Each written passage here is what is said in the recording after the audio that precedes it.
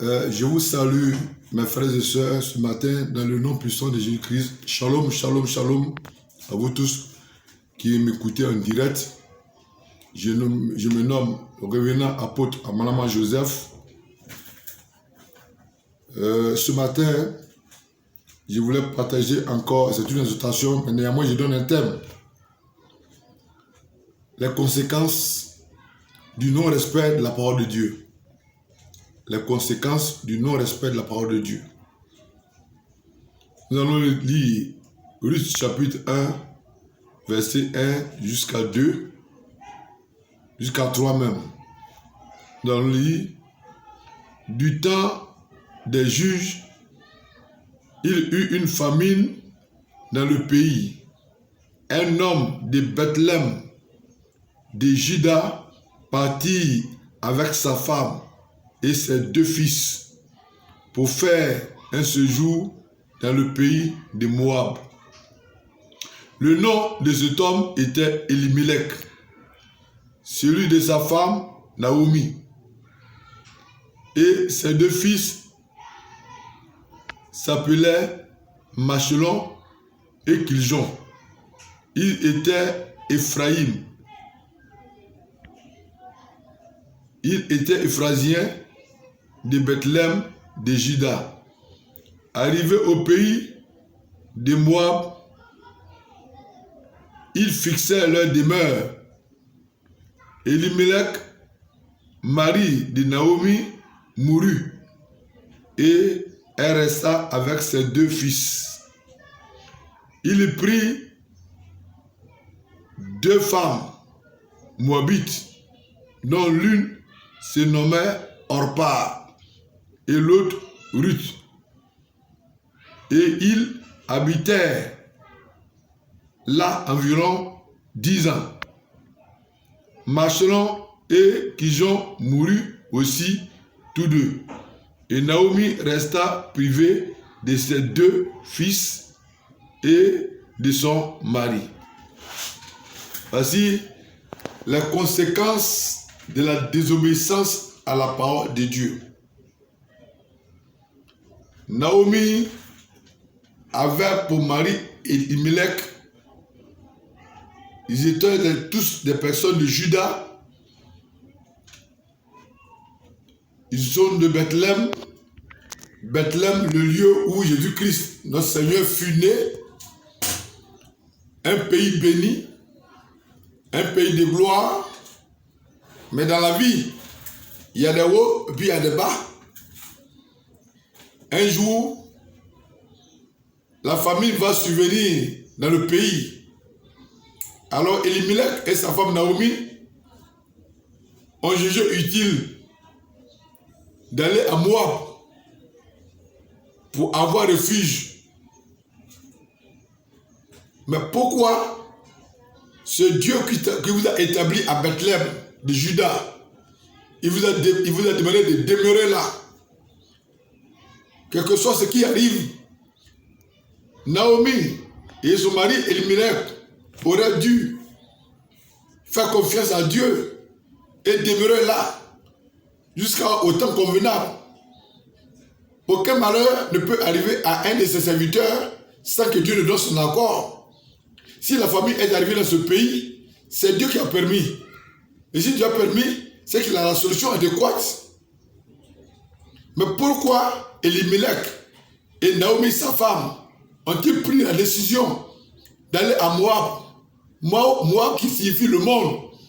Moab qui signifie malédiction. Moab qui signifie malheur. Comment pouvons-nous quitter le bonheur pour aller dans le malheur? Comment pouvons-nous quitter le lieu prestigieux pour aller dans le lieu disette?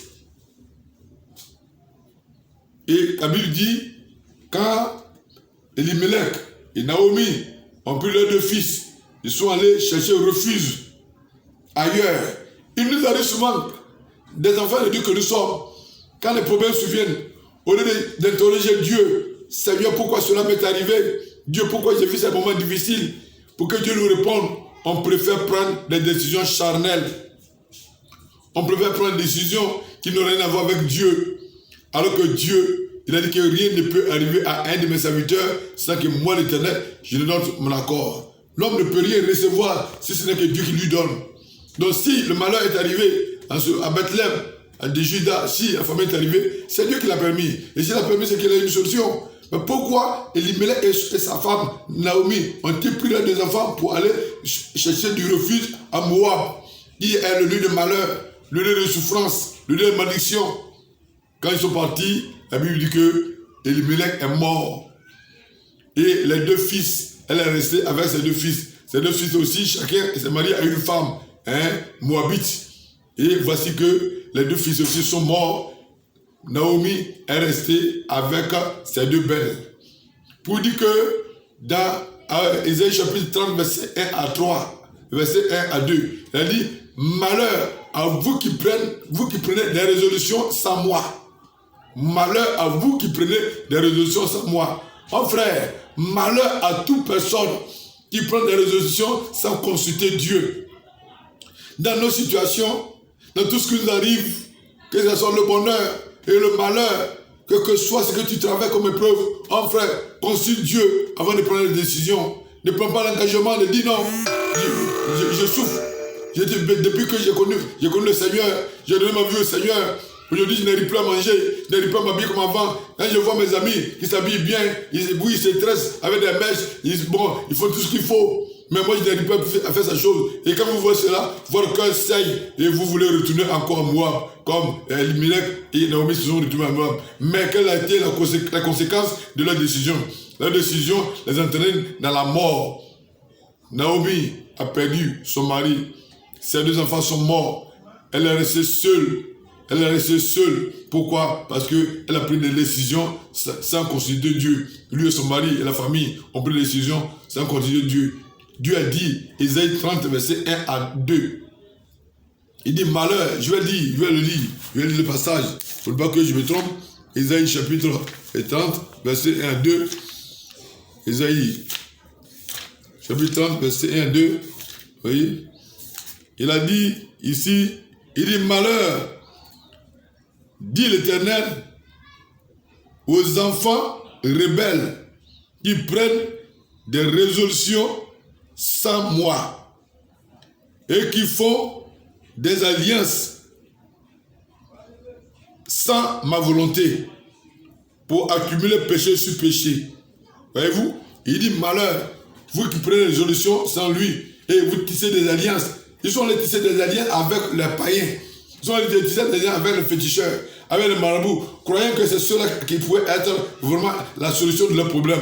Mais au lieu que le problème soit résolu, c'est le malheur qu'ils ont eu. Mon frère, je voulais conseiller à quelqu'un ce matin, quel que soit ce que tu vis comme épreuve, ne regarde jamais à l'arrière. La Bible dit que celui qui met sa main à la charrue et regarde en arrière n'est pas digne. Lot et sa femme, lorsque, Sodome et Gomorrhe devaient être détruits et que Lot a eu la sagesse de recevoir les anges, la Bible dit, les anges lui ont dit, on va détruire Sodome et Gomorrhe. Parce que c'est un pays qui vit dans l'abomination. Mais toi et ta famille, sortez de ce lieu. Mais en allant, ne regardez pas en arrière. Mais la femme de l'autre, voyant qu'elle a laissé ses quantités d'épargne, elle a laissé ses bijoux dans la ville, et qu'elle a vu maintenant la fumée prendre le pays, son cœur saignait. Elle a commencé à regarder en arrière. Et du coup, elle est restée une statuette. Aujourd'hui, elle se trouve en Israël. Toute personne qui a mis sa main à la charrue a pris la décision pour dire Seigneur, je vais te suivre, Seigneur, je vais te servir, quel que soit ce qui va t'arriver. Si tu as fait l'erreur de te retourner encore dans le monde, tu as fait l'erreur de maudire Dieu, tu as fait l'erreur de devenir païen, ta situation sera pire qu'avant. Lorsque nous lisons dans le livre de 2 Pierre, chapitre 2, verset 20 à 22, il dit après être retiré de la souillure du monde par la connaissance et par la connaissance de notre Seigneur et Sauveur Jésus-Christ, s'il se retourne encore de nouveau, il soit vaincu. Il a dit, 2 Pierre chapitre 2, verset 20 à 22. Si après être retiré de la souillure du monde, par la connaissance de notre Seigneur et Sauveur personnel, Jésus-Christ, si on s'engage de nouveau, ils sont vaincus. Leur dernière condition sera pire que la première. Car mieux valait pour eux n'avoir pas connu la voie de la justice que l'ayant connu c'est de tous les 5 commandements. On ne peut pas connaître Jésus, on ne peut pas accepter Jésus, prendre Jésus comme son mari ou sa femme, et puis demain dire non, j'ai trouvé un nouveau amant, je vais marier Jésus-Christ. Mon frère, c'est ta mort. C'est ta mort. Si tu abandonnes Jésus, c'est ta mort. Jésus-Christ, on ne peut pas mettre sa main dans la même assiette avec Jésus-Christ, et puis demain enlever sa main pour dire que je ne mange plus. Mon frère, c'est ta mort. Je conseille à quelqu'un que c'est un engagement. La vie chrétienne, c'est à vie. Ce n'est pas une vie momentanée. Mais lorsque tu acceptes Jésus-Christ, c'est à vie, c'est pour toujours. Il faut aller jusqu'au bout. Que ce soit dans le malheur, dans le bonheur, il faut faire confiance à Jésus. Aller jusqu'au bout. Naomi et son mari Elimelech ont cru pouvoir trouver du refuge ailleurs. Mais c'est le malheur qui leur est arrivé. Mon frère, veux-tu avoir le malheur ou veux-tu avoir la vie? Deutéronome a dit, Dieu a dit que je mets la vie et la mort devant toi.